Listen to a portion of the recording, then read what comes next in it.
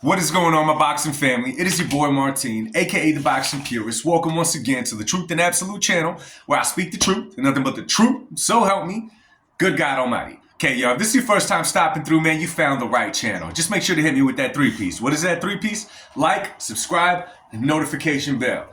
Let's get right into this one, man. I know plenty of you guys heard, okay, it's being reported out there that everyone's favorite fighter, I'm kidding, Ryan Garcia, nonetheless, has returned to Camp Canelo and will be training once again with Eddie Reynoso, which I think is a really good move. I think it's a really good, solid move for Ryan for a couple of different reasons, and let me get right into that one. You see, Ryan Garcia got to where Ryan Garcia is at as far as in the boxing ring, being who he is. Now, we have all, I know I have, called him the one-trick pony, okay? We have all said that Ryan is nothing but speed and power, okay? A lot of us have said, oh, he only got to where he's at because of, his social media stardom and all that kind of stuff. Maybe his popularity, but what he's accomplished in that ring, social media has nothing to do with that. That's just what Ryan brings to the table. So what does it mean with him being back with Reynoso? Well, if y'all remember last time, the problem with Ryan Garcia and that camp was not that anyone was doing anything wrong. It's just that Ryan Garcia liked doing everything in his time. It's part of Ryan Garcia's character. It's who he is. Unfortunately, it could work against him in the boxing game. And what I mean is that Ryan likes doing stuff on his time, okay? Ryan Garcia does not like being told what to do. Ryan Garcia likes to be his own boss, move how he wants, and do everything. You see it in the press conferences, okay? You see it in the way that he acts. That's just who Ryan is.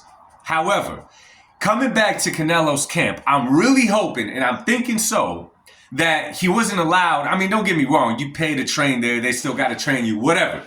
But I'm sure that it had to be talked about like, listen, if you're going to come to this gym, you're going to work out how you're expected to work out by us. There's not going to be no half-stepping, okay? You're not going to come say you're training at our gym to say you're back at Gym Canelo and give you points as far as who you are as a fighter, okay? Not to mention, Teofimo Lopez is also there.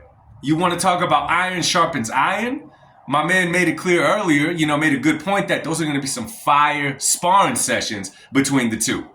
Now, of course, there's things that Ryan could pick up, right? There's things that you could learn all throughout boxing. It just depends on him, right? Again, you could teach Ryan all kinds of stuff. You could try to improve him defensively. You could try to get him to use his legs more. You could try to do all that. At the end of the day, Ryan is always going to go back to what he knows, and that's his speed and his power. And listen, it got him where who he's at now.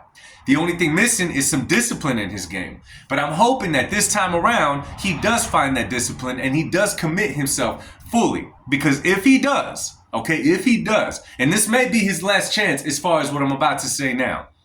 Out of everybody in the boxing game right now, okay, taking Canelo out of the equation, right? He's the current face of boxing. Out of everybody in the boxing game, we've talked about who would be the next one to pick up the torch and be the face of boxing. Remember, guys, I'm not talking about the greatest fighter in boxing. I'm talking about the face of boxing.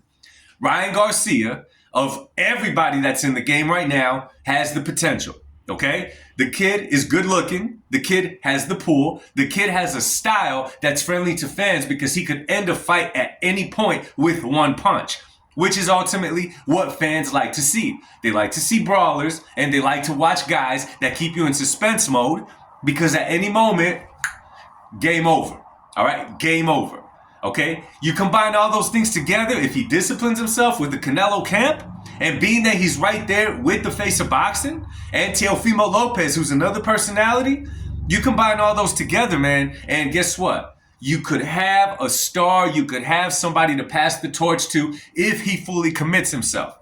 I like this idea. Obviously, we're not going to see how he looks until he fights here coming up in May against Rolly Romero. We'll see there what he's learned. I think that Rolly Romero is a perfect opponent at this point to, let's kind of break in working with Eddie Reynoso once again, and let's see how he does in the ring. So I think it's a hell of an idea, man. The only thing that I was thinking about is you guys already know. After this fight, after this card with Devin Haney, Ryan Garcia, of course, you got Ryan facing Rolly Romero. You got Devin Haney facing Jose Ramirez. If they win those fights, they get a rematch in October where it is reported that Teofimo Lopez is supposed to fight Boots Ennis.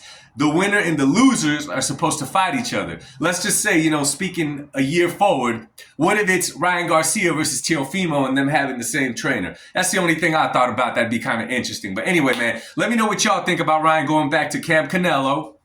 Y'all think he changes anything up? And above that, does he find the discipline that he needs to be the next star in the sport? Let me know in the comments down below. I'll speak to y'all soon. Much love and God bless y'all. Peace.